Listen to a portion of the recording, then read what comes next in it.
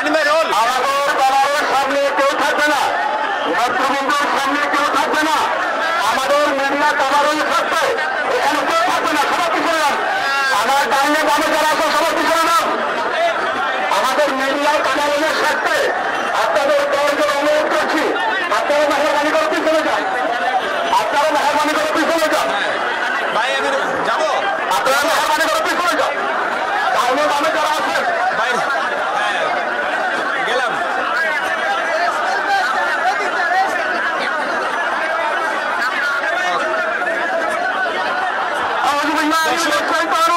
জাতীয় মসজিদ বাইতুল মোকাররমে কিন্তু দুপুরের পর থেকে জোহর নামাজের পর থেকেই ইসরায়েলি আগ্রাসনের বিরুদ্ধে যে বিক্ষোভ মিছিল, যে সমাবেশ সেটি হয়ে আসছে এবং এই মুহূর্তে আসর নামাজের পর বাংলাদেশ জামাতে ইসলামী ঢাকা মহানগর দক্ষিণের আয়োজনে এখানে একটি বিক্ষোভ মিছিল অনুষ্ঠিত হতে যাচ্ছে এবং নামাজের পর থেকে আমি যদি আপনাদেরকে দেখাই যে এখানে ঢাকা মহানগরী দক্ষিণ বাংলাদেশ জামাত ইসলামী নেতাকর্মী যারা রয়েছেন তারা অবস্থান করছেন, তারা নামাজের পরপর এখানে অবস্থান নিয়েছেন এবং আমরা কিন্তু এখানে বিপুল পরিমাণের মানুষের উপস্থিতি দেখতে পাচ্ছি।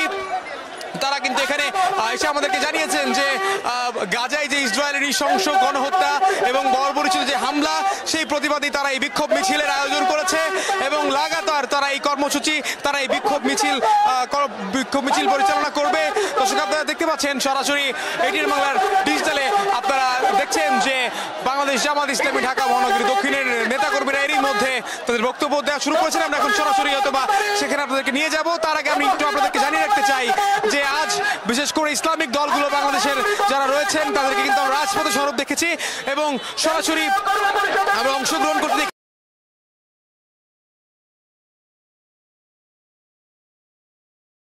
তাদেরকে এবং তাদের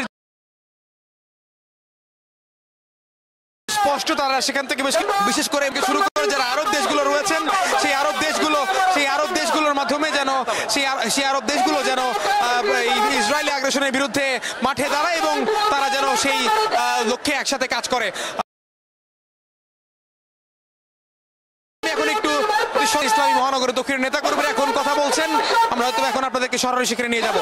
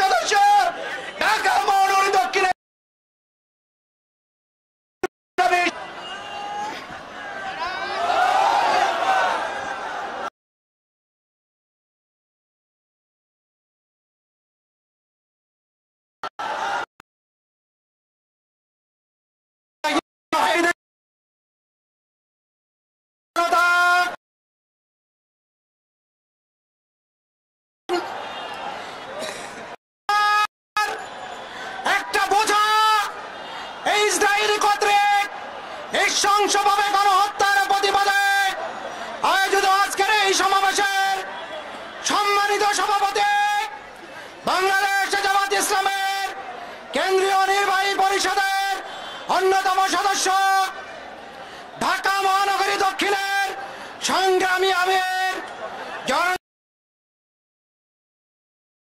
অন্যান্য সংগ্রামী নেতৃবৃন্দ, আমার বন্ধুগণ, আপনারা জানেন বিগত দিনগুলোতে এই ধরনের ইসরায়েল যে ধরনের কর্মকাণ্ড চালিয়েছে এটা মানবতার চরম লঙ্ঘন তারা করেছে।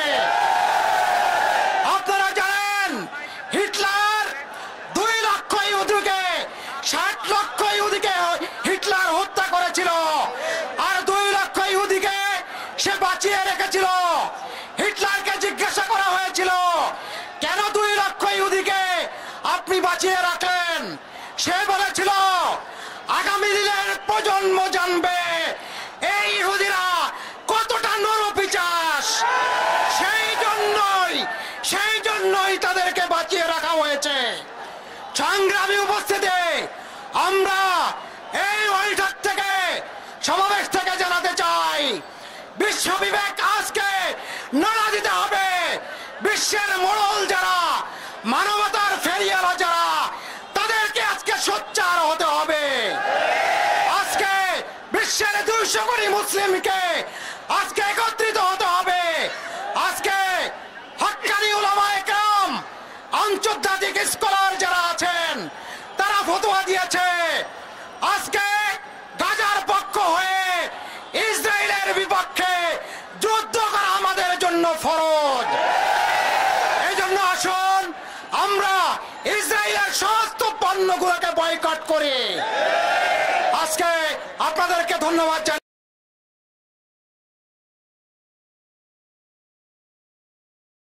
শেষ করছি, আল্লাহ হাফেজ।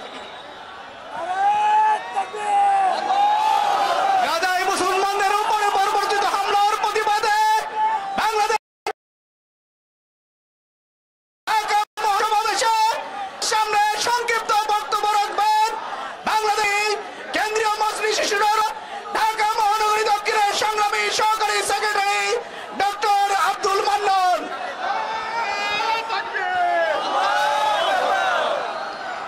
আসসালামু আলাইকুম ওয়া রাহমাতুল্লাহ। সম্মানিত তৌহিদি জনতা, আমরা কেন এখানে দাঁড়িয়েছি আপনারা জানেন। মুসলমানদের হৃদয়ের স্পন্দন বাইতুল মুকাদ্দাস যেখানে প্রতিষ্ঠিত, আমাদের গাজা, ফিলিস্তিন, আমাদের রাফায়, তারা একের পর এক হামলা চালিয়ে গাজা, ফিলিস্তিন, রাফাকে তারা মরুভূমিতে পরিণত করেছে, ধ্বংসস্তূপে পরিণত করেছে।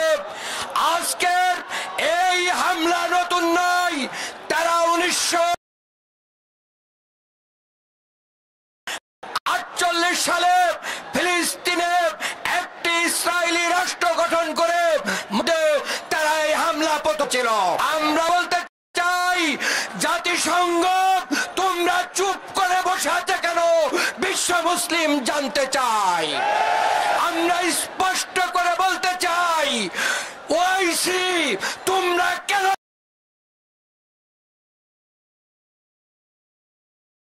করে বসে আছো জানতে চাই। নেতাদেরকে তোমরা যদি রাস্তা বানানোর ভয়ে ফিলিস্তিনের পক্ষে কথা বলতে না পারো, তাহলে তোমাদের রাজমস্তক শেষ হয়ে যায়।